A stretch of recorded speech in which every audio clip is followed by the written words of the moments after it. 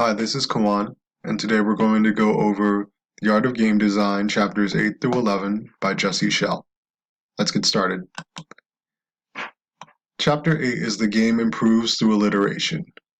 You want to choose an idea, and don't be afraid to filter that idea to figure out if you want to pursue it or go back to the drawing board.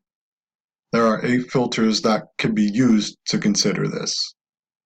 First is artistic impulse. Change it if it doesn't feel right to you as a designer. Next is demographics. Will the target audience you're aiming for actually like your game? Have you researched what your target audience is to figure that out? Next is experience design. Ask yourself, does it have resonant themes? Does it have balanced gameplay that is not too hard or too difficult? Next is innovation. Does your design bring something new to the table or even iterate on something that's already been done before? Next is business and marketing. Is this something you could see on a Super Bowl ad or at E3? Also ask yourself, does it cost too much to develop? Next is engineering. Do we have the tech to make this? What features does our engine and toolset allow? Next is a social and community filter. Can the design support a community that grows around it? Finally is playtesting. Is it actually fun to play? And you'll realize during playtesting that aspects of your design may not actually pass other filters now. And when you discover these issues, you are now allowed to tune them to pass those filters. That leads me on to the rule of the loop.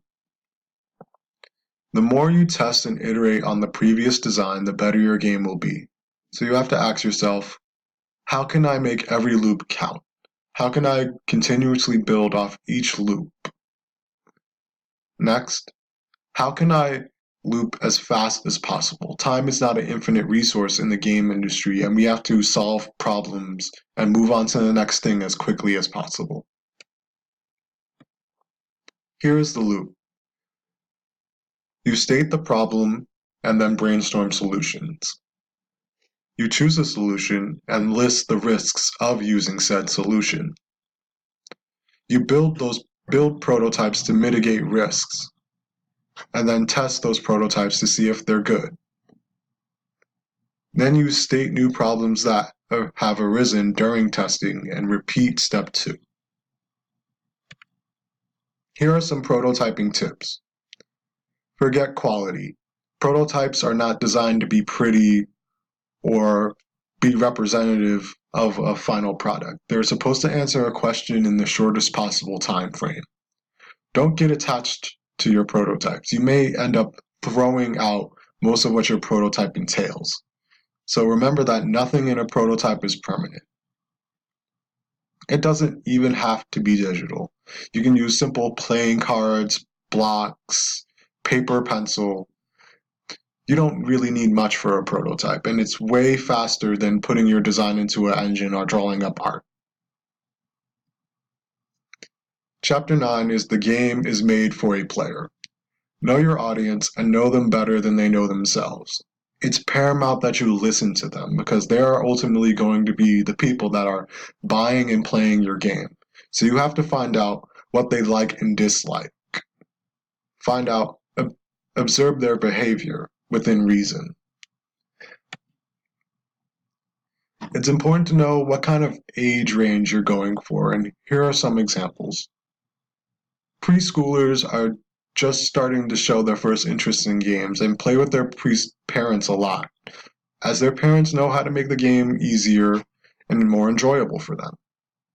Kids are just figuring out how to solve hard problems and figuring out what they like and what they dislike. Preteens are becoming obsessive with their interests, which for all intents and purposes is games. Teenagers are more willing to try out new experiences, new games, new peripherals, things like that. Adults have time and money and are more vocal about their tastes and usually influencing the purchasing decisions of the people in their circle. 35 to 50-year-olds are almost all casual players, but make the big game buying decisions in their families and usually look out for stuff the whole family can enjoy. With that all being said, it's important to put yourself in the player's perspective. If you don't think like a child, if you make a game for a child, then a child might not like your game. Chapter 10 is the experiences in the player's mind, and there are 4 mental abilities that make gameplay possible.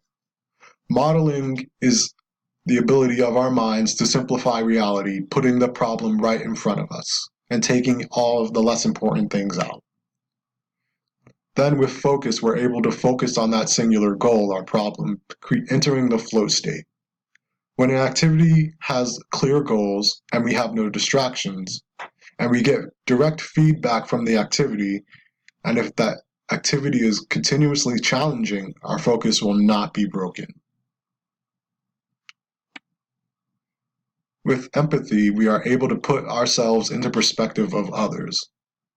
We're able to think how they think and feel how they feel.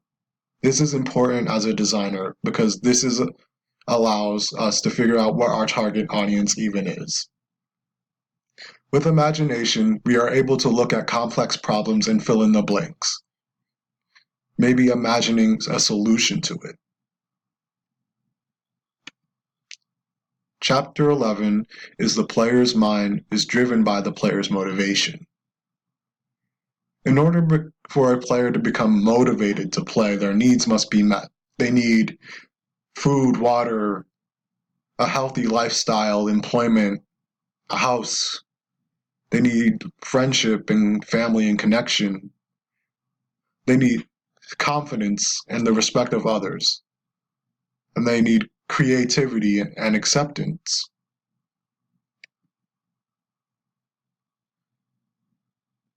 There exists intrinsic and extrinsic motivation. Intrinsic is something like, I'm doing this because I like this, because I like playing around with my friends. On the other hand, extrinsic motivation is I'm doing this because I'm getting paid to do it, because I said that I would do it. It's important to keep in mind that these 2 types of motivations can interact with each other. Getting paid to do something doesn't always mean that the quality of what is produced will be high. Sometimes it's the intrinsic goals of is what drives us to produce a good quality thing. Novelty is a powerful motivator to get people to play. Everyone always wants to hop on the fresh new thing that's out. But there is something as too novel. Putting things in your game just because it's new eventually drives people away from your product. Focus on balancing the novel with the familiar. And that's it. I hope you enjoyed this. Have a good one.